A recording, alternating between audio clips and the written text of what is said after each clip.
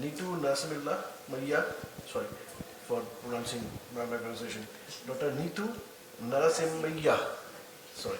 So she will be presenting on demographic and clinical features of patients with scleritis in an Indian tertiary eye hospital.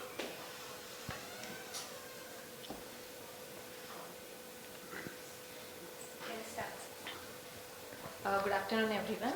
So I'll be talking on demographic and clinical features of patients with scleritis in an Indian tertiary eye care hospital. So scleritis is a painful ocular inflammatory disease involving the episcleral and scleral tissues. The prevalence of scleritis is around 6 in 1 lakh patients. And Watson in 1976 classified scleritis into anterior scleritis and posterior scleritis. Anterior scleritis were further classified into diffuse, nodular, necrotizing with inflammation, and scleromalacia perforans. So this was a retrospective study which was done in a tertiary eye care center where data of all the scleritis patients was collected between January 2015 to October 2019.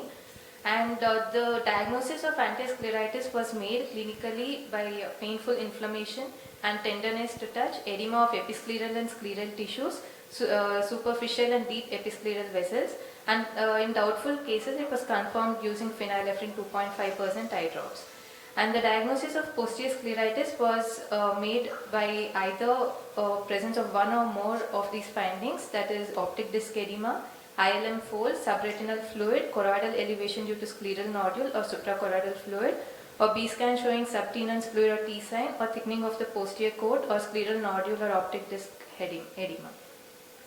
And the demographic data was collected which included age of onset, gender and laterality. Ocular complications were recorded that is decreased vision, which was defined by decrease in BCVA of 612 or worse, peripheral keratitis defined as peripheral interstitial keratitis or thinning, ocular hypertension when the IOP was more than 21 mm mercury, anterior uveitis if there were cells of 1 plus based on Sun's classification in the anterior chamber, and other less complications like exudative RD, choroidal granuloma or cystal macular edema.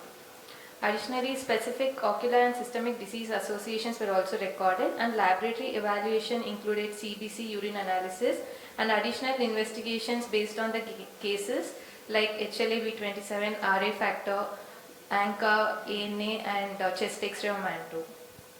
So we included a sample size of 127 patients in which among them 64 patients we had more than 3 months follow-up, and the statistical analysis was done by chi-square test with a p-value of less than 0.005. So the results showed there was equal distribution in both males and females, and the age group, there were 3 pediatric patients who presented with scleritis, and we saw 12 patients presenting with bilateral condition, and most of them were unilateral. The mean age at presentation was 41 years with a range of 20 to 76 years, and 64 patients had a follow-up of more than 3 months, and among the 64 patients the sub-analysis was done, there was a recurrence was observed in 48 patients, which accounts to 75%. So coming to the type of scleritis, the anterior diffuse scleritis were more common, which was seen in 75 patients, followed by anterior nodular scleritis, and least common was necrotizing scleritis with inflammation. And out of all the patients, 39 patients had ocular complications who showed decreased vision in 23 patients, followed by anterior uveitis in 12 patients and peripheral ulcerative keratitis in 11 patients. Ocular hypertension was seen in 8 patients and other complications were 11.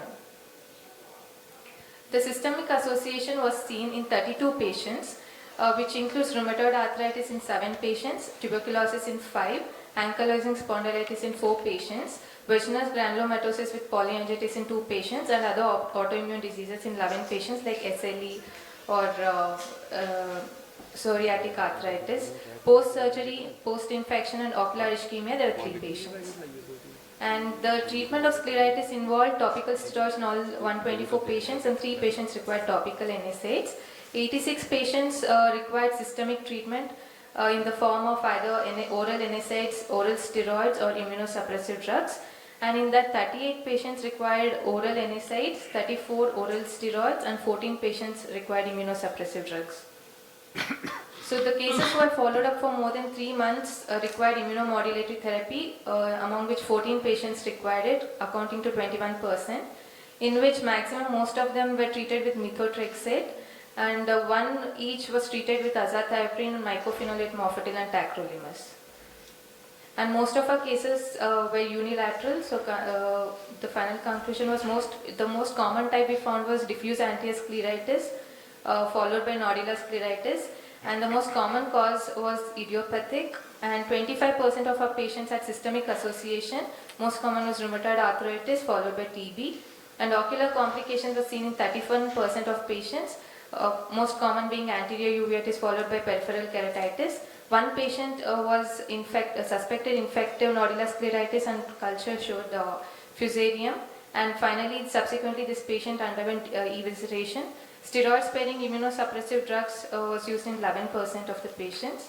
So this is a retrospective analysis, and the data collection was for a shorter duration of 4 years, which may be very short duration in the lifetime of the disease itself, and lack of standard of practice guidelines will mark the limitations of this study. Despite the limitations, it provides useful data on the clinical features and mode of treatment. Thank you. No questions. Dr. Neethu, it was a nice presentation, but again, as I said, when you are preparing for a competitive session, when you are practicing, try to finish it in 15 seconds before what is the maximum time limit. So that even if you go beyond that, you at least finish it before the prescribed time limit.